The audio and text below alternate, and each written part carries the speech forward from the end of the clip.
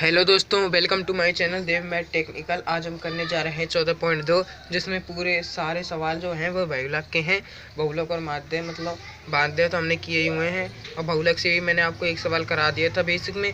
तो चलिए दोस्तों, सवाल 14.2 को चालू करते हैं। पर दोस्तों, अगर आप हमारे चैनल पर नए हैं तो हमारे चैनल को सब्सक्राइब करें और हमारे वीडियो को लाइक तथा शेयर करें। तो चलिए दोस्तों, 14.2 चालू करते हैं।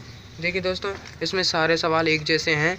इसमें सारे सवाल देखिए, इसमें बोल रहा है बहुलक और माध्य ज्ञात कीजिए। माध्य मैंने आपको पिछली वीडियो में सिखाया ही है। इसमें बोल रहा है बहुलक जीवन काल, इसमें बहुलक निकालना है। और इसमें बोल रहा है बहुलक और माध्य, वही बहुलक और माध्य निकालना है ना। और इसमें बोल रहा है बहुलक ओनली, और छठे में है, छठे में भी बहुलक एक ओनली। तो दोस्तों, आपको मैं दो सवाल करा के दिखा देता हूँ, जिससे आपका भी रिवीजन हो जाए, मतलब आपको याद आ जाए दोबारा से। पिछली वीडियो के भूल सकते हो आप। तो चलिए दोस्तों, करते हैं। तो दोस्तों, मैं आपको छठा क्वेश्चन करा देता हूँ पहले, ठीक है दोस्तों। तो चलिए छठा क्वेश्चन चालू करते हैं।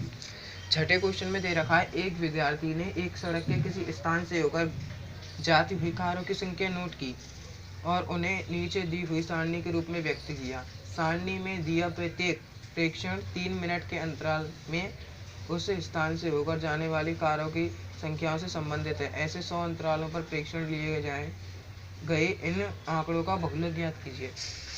तो दोस्तों, मैंने आपको पहले ही बता रखा है, आपको पहला कॉलम तो वर्ग का ही मानना है, चाहे भले कुछ भी लिख रहा हो। इसमें लिख रहा है वैसे कारों की संख्या, पर हमको वर्ग मानना है। और वर्ग में दे रखा है 0 से 10, 10 से 20, 20 से 30, 30 से 40, 40 से 50, 50 से 60, 60 से 70, 70 से 80, इतना दे रखा है दोस्तों। तो आपको पता है एफ भी दे रखा होता है। एफ में दे रखा है 7, 14, 13, 12, 20, 11, 15 और 8, ये एफ दे रखा है। तो दोस्तों, चलिए करते हैं। देखिए दोस्तों, बहुलक का जो फॉर्मूला होता है वह ज्ञात कर लेते हैं। पहले देख लेते हैं। बहुलक जेड से निरूपित करते हैं। मैंने पिछली वीडियो में बताया था, और इसका फॉर्मूला भी बताया था मैंने आपको, पर फिर भी लिख देता हूँ। L plus F1 minus F0 बटे 2F1 minus F0 minus F2, ये हो गया बहुलक का फॉर्मूला, ठीक है दोस्तों। तो देखिए दोस्तों, इसमें एल निकलती है बहुलक वर्ग से, और बहुलक वर्ग निकालते हैं जो सबसे ज़्यादा जिसकी बारंबारता है, तो इसके सामने वाला वर्ग ही बहुलक वर्ग कहलाता है। तो दोस्तों चलिए देखते हैं, इसमें सबसे ज़्यादा कौन सी है। 7, 14, 13, 12, इसमें 20 सबसे ज़्यादा है दोस्तों। तो इसमें एक बॉक्स बना देते हैं। तो बहुलक वर्ग जो होगा वो हमारा हो जाएगा 40 से 50। बहुलक वर्ग होगा 40 से 50।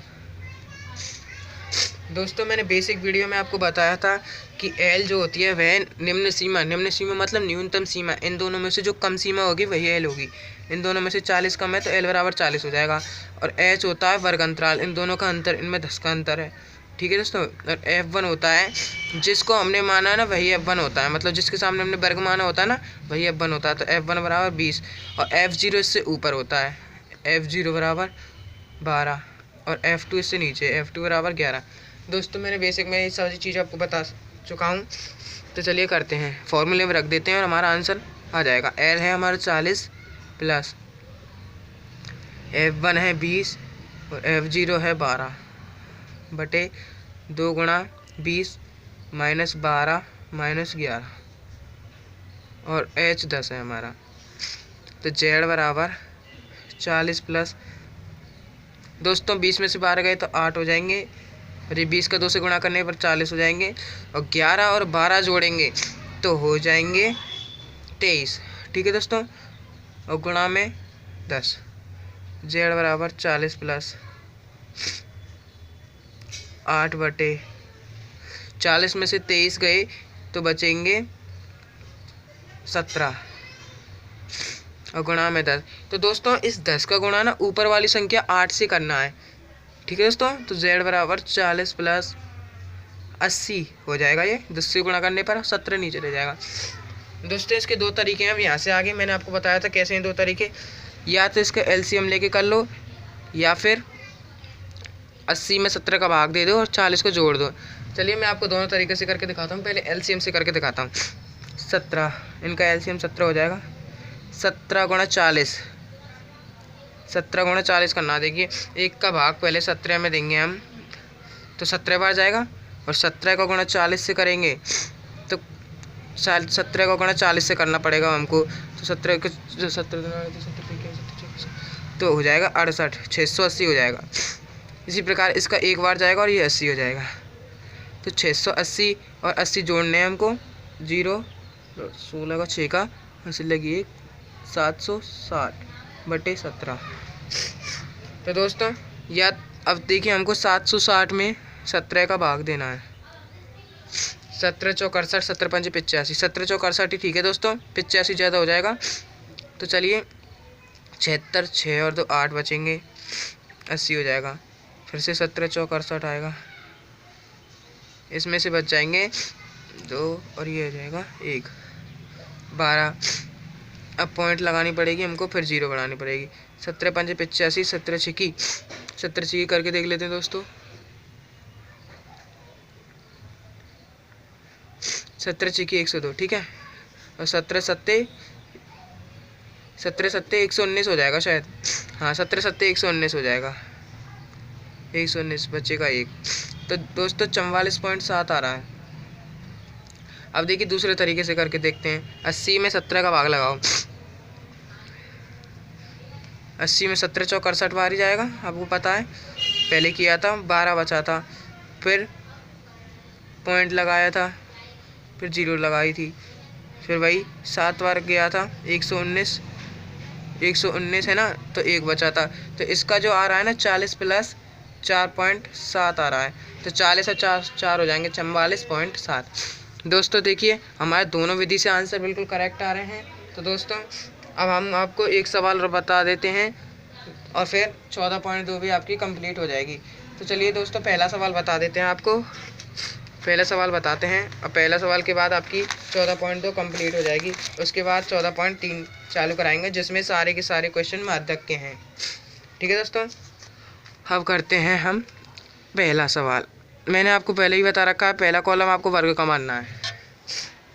वर्ग में है 5 से 15, 15 से 25, 25 से 35, 35 से 45, 45 से 55 और 55 से 65। ये दे रखा है वर्ग में। अब एफ का कॉलम भी दे रखा होता है। एफ के कॉलम है 6, 11, 21, 23, 14 और 5। ये एफ का कॉलम हो गया। मैंने दोस्तों बताया था आपको वर्ग कैसे लेना है, बहुलक वर्ग। जो सबसे ज़्यादा बार है, सबसे ज़्यादा बार इसमें 23 है, इस पर बॉक्स काट देंगे तो मतलब जो बहुलक वर्ग होगा ना, बहुलक वर्ग वो हो जाएगा 35 से 45। 35। अब इसका वो फॉर्मूला देख लेते हैं बहुलक का। बहुलक Z बराबर L + F1 - F0 बटे में 2F1 - F0 - F2 गुणा में H। दोस्तों मैंने आपको ये सब चीज़ बता चुका हूँ। L निम्न सीमा मतलब न्यूनतम सीमा। तो L इनमें से कम कौन सी है? 35 इनमें से कम है, तो L 35 हो गई। H इनमें अंतर चल रहा है, वो अंतर 10 का चल रहा है इनमें। और F1 हो गई हमारी 23, क्योंकि जिसको हमने माना है ना वही F1 हो जाएगी। और F0 इससे ऊपर वाली 21 और F2 इससे नीचे वाली 14। ये हो जाएगी। अब फॉर्मूले में रख दो।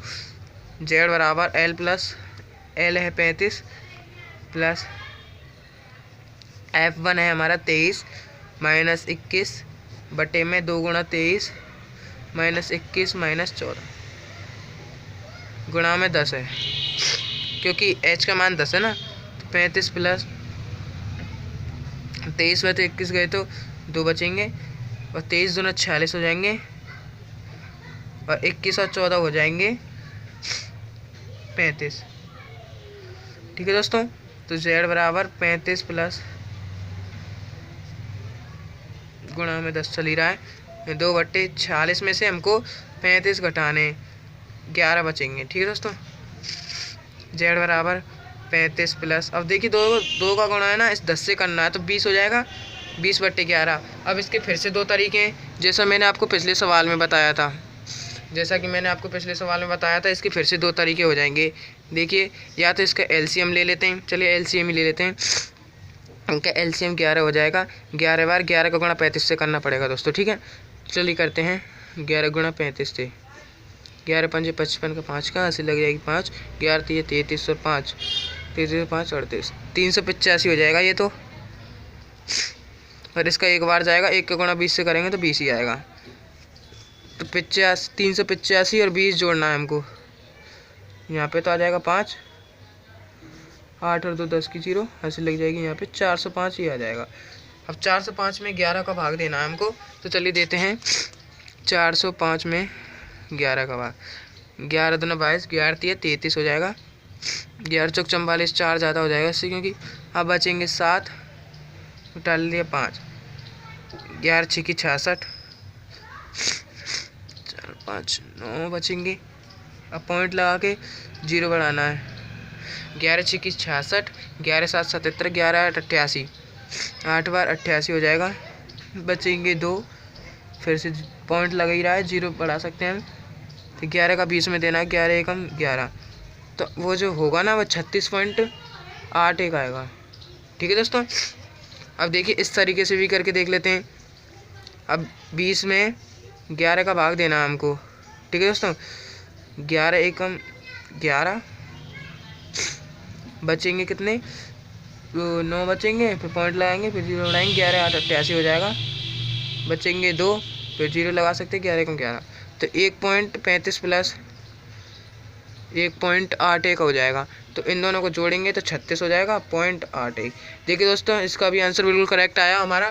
तो दोस्तों अगली वीडियो में हम आपको 14.3 चालू कराएंगे, बाकी के सवाल आपको खुद करने हैं बिना किसी सहायता से। तो दोस्तों तब तक के लिए नमस्कार। अगर दोस्तों आप अगर हमारे चैनल पर नए हैं तो हमारे चैनल को सब्सक्राइब करें, तो हमारी वीडियो को लाइक तथा शेयर करें। तो दोस्तों चलिए मिलते हैं अगली वीडियो में।